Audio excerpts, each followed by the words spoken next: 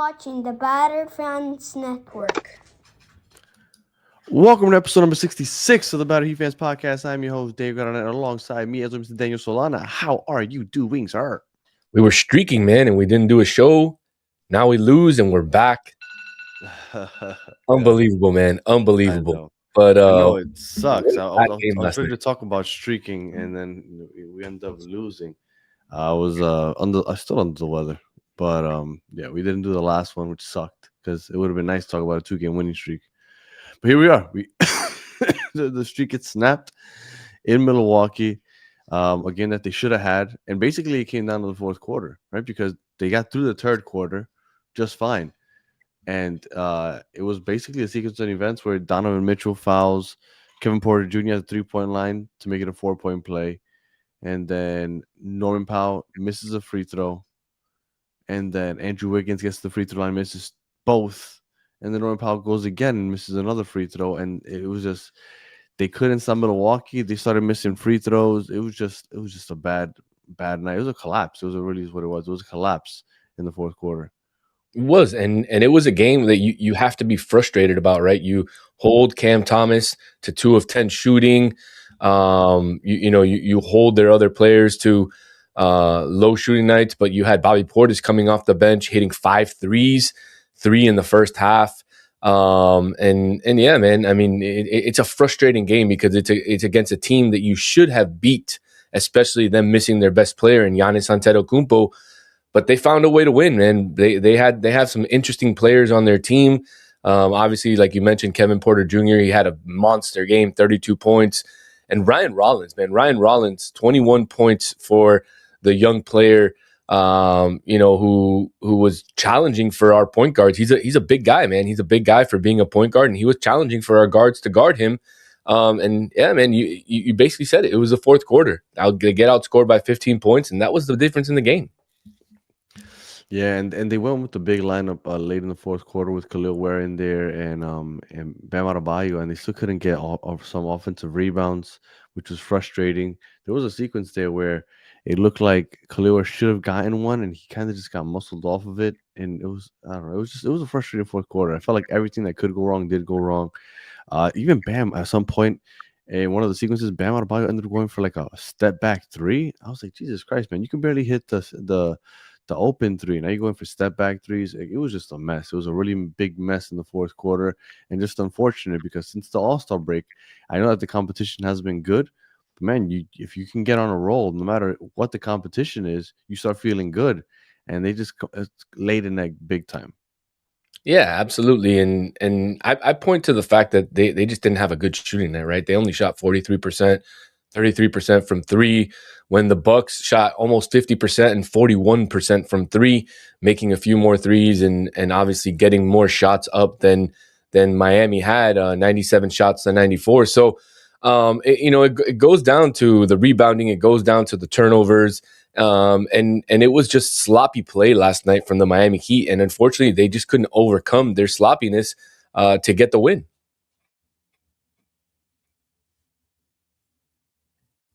Yeah, I know that you before we got on here, you thought that maybe that Tyler Hero, um, you know, He wet the has bed, some, man. He wet the bed. yeah. He wet the But bed. everybody, I felt like a lot of people went to bed yesterday. I felt like a lot of people didn't have very good games. Since he came back, he hasn't been playing bad. I mean, I know it's only been 2 games against lower competition, but he was a plus 18 in those 2 games. Yesterday, obviously, he was a negative 20, like we were talking about before he came on here. But since he came back, including yesterday's game, he's averaging 17.3 points per game on 42% shooting, 35% from 3. I mean, he hasn't played bad. And I think the best part is that he's coming off the bench, and he said, I think in an interview, that he's okay coming off the bench for the time being if they're winning. And Paul Larson, we say whenever he starts, the Heat look their best. What do you think about Tyler Hero coming off the bench? Are you okay with Tyler Hero since he's possibly coming off the bench the rest of the season? Yeah, I mean, I think you're going to need, one of your top scorers to be in the lineup, whether it's, on the starting lineup or off the bench. I think it suits him better to come off the bench and having Norman Powell in the starting lineup. I also think that by the end of the season, he'll probably be starting again. So I think that, Spo is giving him some time to readjust back into the game. And he had a couple of really decent games the first couple of games that he was back yesterday. Maybe it was the factor of going back home and playing in front of your home fans. Maybe he had a little bit of added pressure, but I saw him missing a lot of easy layups, a lot of floaters that normally go in. So I just didn't think he was on his best tip last night for the game. And he was the worst when it comes to plus minus on the Heat, and it wasn't even close, right? He was minus 20. The next guy that was close to him was minus 9, and that was Pella, and then minus 8, which was Norman Powell. So the plus minus, was absolutely huge last night, and that goes to show you, there's a lot of defense that Tyler Herro just doesn't play. And again, I'm not putting it on him, the fact that we lost last night. It's a team game, and everybody had something in it, but that is a little concerning, the fact that he was minus 20 and he shot 5 of 17 only for 14 points. So we've said it time and time again, the next 10 games ever since February 8th, that those are going to be key to the success this season. They're now 4-2. They blew the Utah game, which is a game where Utah literally got a fine because they tried to tank on purpose, and he still managed to lose that game somehow. And then they collapsed in the fourth quarter against Milwaukee. Now they got Philly, Houston, and they got the Nets back-to-back. Philly, they're chasing Philly. They're a game and a half behind Philly in the standings. Philly's in 6th place right now. Then they have the Houston Rockets, which are an actual good team. So I don't know how the next 2 games are going to go, because if they lose the next 2 games, then you're right back where we started. You're 31-30, and then you beat Brooklyn 2 times in a row because they're like the Utah Jazz are tanking on purpose. You can't feel like the little bit of hope that I had to feel decent about this team, like maybe they can do something, will go away if they lose the next 2 games. Well, this next game, I still have a little bit of hope. This next game's crucial, right? This next game is crucial because you're 1 game behind Philadelphia, who won last night against the Pacers, and you need to continue to win to chase them in the standings. So this is a big game coming up on Thursday against Philly. Obviously, then you have Houston at home. I'm excited for that game, taking my son to see Kevin Durant.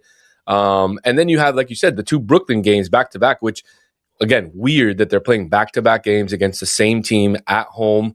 But those are 2 games that are extremely winnable. You need to win at least 3 of these next 4 games to continue to maintain that short distance between the teams that are in 5th, 6th place and the Miami Heat. Yeah, absolutely. And right now they're still in the play-in, and I don't know, this team. It's crazy to me that this team, with the history that it has and how highly people talk about them, that they're just a perennial play-in team. And the other teams that are perennial play-in teams are the Chicago Bulls, which nobody takes us seriously anymore since the 90s, and the Atlanta Hawks. Those are the teams that Miami's being compared to on a consistent basis over the last few years. So I don't know. The state of the franchise, to me, it's sad. It's sad right now. No, I don't think so, man. I think they just like to play some extra games. That's what it is. Maybe, I don't know. I think it's sad, man, that everybody just expects them to be in the play-in. I don't know. It really sucks. That's it, man. The next game is Philadelphia tomorrow night. We'll be back on Friday to talk about it. Any final words there, Solana? No, man. I'm excited to be back. It's been a while. We had the All-Star break, and now we're back. So, I'm excited for this next final stretch in the season, right? We have about a month and a half left in the season before we get to the playoffs. The Heat have probably one of the easier schedules remaining of all the playoff teams in the East. And so they have to make their run. Spo said, we're finally healthy. It's time to make that run. It's time to, see the team that we all thought we were going to have with everybody healthy this season. Last night just wasn't the night. So we'll see what happens over the next few games, but it's going to be interesting, and hopefully everybody continues to watch our shows and, subscribes and let your friends know. And we're going to be breaking down all these games, and I don't know a lot of folks who do that. So appreciate all the love, and we'll be back next time. Yeah, man. Hopefully we're talking about some better games and in the playoffs, hopefully. If you're listening on audio, appreciate you listening to the end. Please 5 stars in a comment. If you watch on YouTube, like and subscribe, and we'll be back on Friday talking Philadelphia. So until the next one, have a good one.